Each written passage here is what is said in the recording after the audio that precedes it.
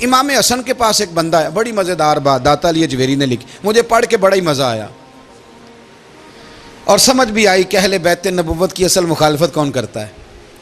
ایک شخص آیا تو اس نے آ کے نا معاذ اللہ حضرت مولا علی شیر خدا کو، معاذ اللہ ثم معاذ اللہ، امام حسن کے والد کو برا بھلا کہا، پھر امام حسن کو کہا، وہ برا بھلا کہتا جا رہا ہے، امام حسن مسکراتے جا رہے ہیں، ہنستے جا رہے ہیں۔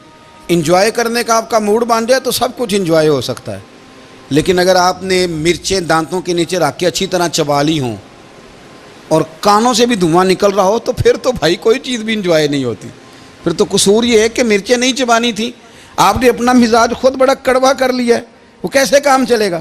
وہ آیا تو اس نے آ کے نا امام حسن کو، آپ کے والد کو، معاذ اللہ ثم معاذ اللہ نقل کفر نہ باشد، برا بھلا کہا۔ وہ کہتا جا رہا ہے، امام صاحب ہنستے جا رہے ہیں۔ جب وہ تھک گیا تو امام حسن فرمانے لگے، روٹی کھانی ہے؟ بھوک تو نہیں لگی ہوئی؟ کہنے لگا بڑی لگی ہوئی ہے۔ فرمانے لگے اس کو روٹی کھلاؤ، اس کو روٹی کھلائی، فرمایا تیرا حال؟ کہنے لگا بڑا غریب ہوں۔ ایک پیالے میں چاندی بھر کے امام حسن نے اسے دی، اور جب اس کو دے دی نا تو غور سے چہرہ دیکھنے لگا، کہنے لگا آپ کا حلم دیکھ کے، سخاوت دیکھ کے مجھے یقین آ گیا ہے کہ آپ واقعی خون رسول ہیں۔ امام صاحب فرمانے لگے یہ بیچارہ اصل میں تنگ ہے اپنی زندگی سے، اصل اس کا حال کوئی نہیں، تو میرے ساتھ یہ حرکتیں کر رہا ہے۔ تو یہ آپ سمجھیں اس بات کو، کچھ لوگ بیچارے ویسے ہی تنگ ہوتے ہیں، پریشان ہوتے ہیں، ویسے ہی بلا وجہ معاملہ ہی کوئی نہیں۔ امام حسن رضی اللہ تعالیٰ عنہ نے ہمیں سبق دیا ہے۔ وہ علامہ اقبال کہتے ہیں کہ ایک مولانا نا میرے سامنے نا ایک بھوکے آدمی کو سامنے بٹھا کے تو حدیث پاک کا درس دے رہے تھے۔ بندے کو بھوک بڑی لگی ہوئی تھی، وہ درس دیتا جا رہا ہے۔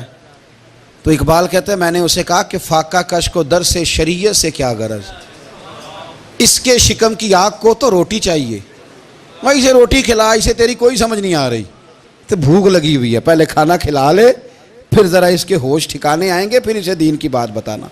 ہم لوگوں کا ذہن نہیں سمجھتے کہ بندہ کس قسم کا ہے۔ سارے ہی صحابہ حیا والے تھے، سارے ہی اکرام والے تھے، پر حضور سید عالم صلی اللہ علیہ وسلم کی پیاری زوجہ حضرت عائشہ صدیقہ رضی اللہ تعالیٰ عنہ فرماتی ہیں کہ میں حضور کے گھر میں پردے کے پیچھے دیکھ رہی تھی، نبی کریم آرام فرمائیں، تو حضور کی نا تہمت مبارک پنڈلیوں سے ذرا اونچی ہو گئی، پنڈلیوں سے ٹخنوں تک مرد کا چھپا ہوا ہو تو وہ جائز ہے، اس سے نیچے ننگا نہیں کرنا چاہیے، اوپر اس سے ٹخنوں سے اوپر، نیچے ہو بھی جائے تو خیر ہے۔ حضور کی پنڈلیاں نا تھوڑی سی چادر ہٹی ہوئی تھی، پنیاں کہتے ہیں ہم پنجابی میں، پنڈلیوں سے ذرا چادر ہٹ گئی، حضور لیٹے رہے، آرام فرما رہے۔ فرماتی ہیں باہر دستک ہوئی، حضور نے فرمایا کون ہے؟ عرض کی ابو بکر صدیق ہوں یا رسول اللہ، اجازت ہو تو حاضر ہو جاؤں؟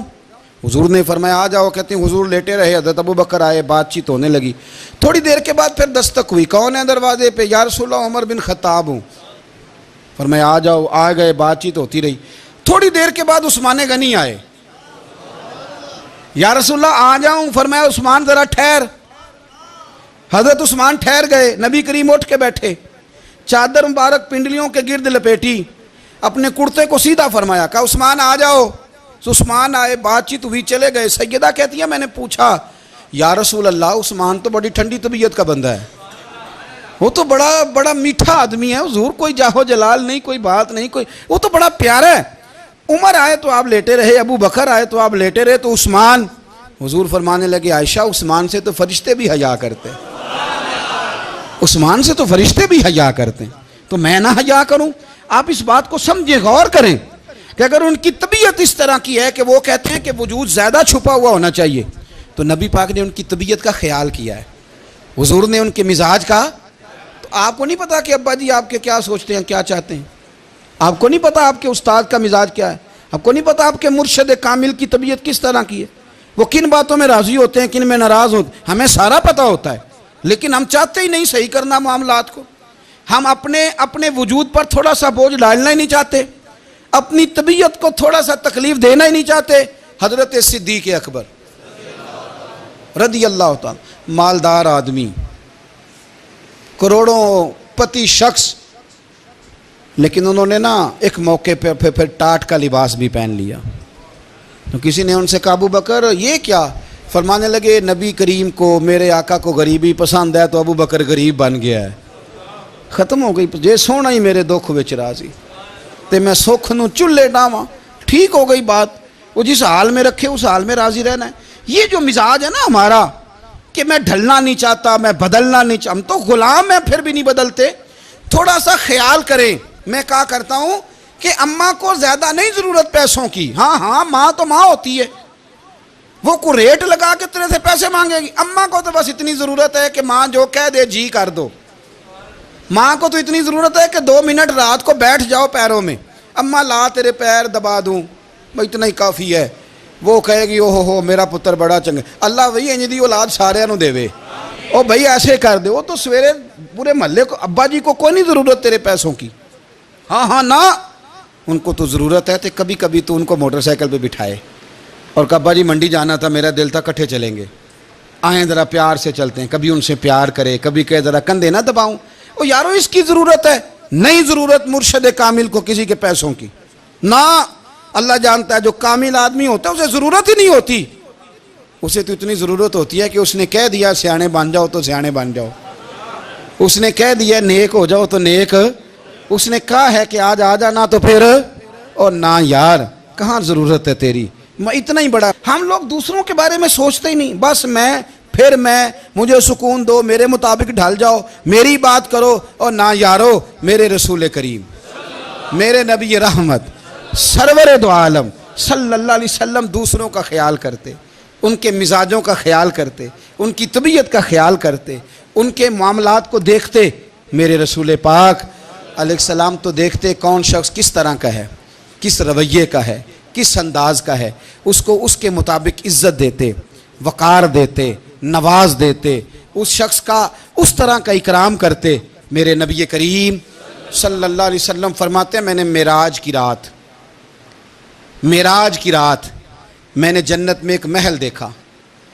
میرا دل کیا میں اندر سے جا کے دیکھوں, پر اس کے دروازے کے قریب گیا تو عمر فاروق کا نام لکھا تھا. فرماتے ہیں میں نے کہا عمر ذرا طبیعت کا سخت ہے. تو اس نے کہنا ہے قانون یہ ہے کہ پہلے اجازت لو پھر کسی کے گھر جاؤ. چلو ہم نہیں جاتے, عمر سے پوچھ کے چلے جائیں گے. گھر جو عمر کا ہے. نہیں آپ کو سمجھ آئی میری بات کی یار, نہیں سمجھے. جن کے قدموں کے صدقے گھر ملا ہے, اگر وہ یہ خیال کرتے ہیں کہ سامنے والے سے پوچھ لینا چاہیے, نہیں آپ نہیں سمجھے. او بھائی جن کے برکت سے وہ مکان ملا ہے, اگر وہ مزاج کا اتنا خیال رکھتے ہیں تو پھر مزاج رسول کا بھی تو خیال ہونا چاہیے نا. پھر مزاج سنو. پھر نبی کریم صلی اللہ علیہ وسلم واپس آئے. حضور نے بتایا وہ عمر تیرا مکان بڑا پسند ہے. یار میں اندر جانے لگا تھا, دروازے پہ حور بھی بیٹھی تھی, جانے لگا تھا اندر, تو وہ نا میں اس لیے نہیں گیا کہ عمر قانون کو بڑا پابند ہے. اس نے کہنا ہے کہ قانون تو اجازت لے کے جاؤ. حضرت عمر رو پڑے, عرض کرنے لگی حضور میں کہاں اور جنت کا مکان کہاں. مختصر سی میری کہانی ہے, یہ جو بھی ہے آپ کی مہربانی ہے. تو حضرت عمر رو پڑے. لیکن میرے رسول کریم صلی اللہ علیہ وسلم اب اتنا حضور خیال کرتے تو جناب عمر پتہ کون تھے. جرت نہیں تھی کسی مائی کے لال کی کہ عمر کے سامنے کھڑا ہو سکے. ہاں جس کے سامنے شیطان نہ ٹھہر سکے. نکل جاتا ہے شیطان بھی. لیکن صحابہ کہتے ہیں جب کبھی حضور کے چہرے پہ شکن آتی تو اتنا وجود ہم نے کسی کا کامتے نہیں دیکھا جتنا عمر کانپا کرتے تھے. کب کبھی تاری ہوتی تھی. وہ دلیر میں کہیں اور ہوں, یہاں تو میں غلام ہوں, یہاں تو میں نوکر ہوں.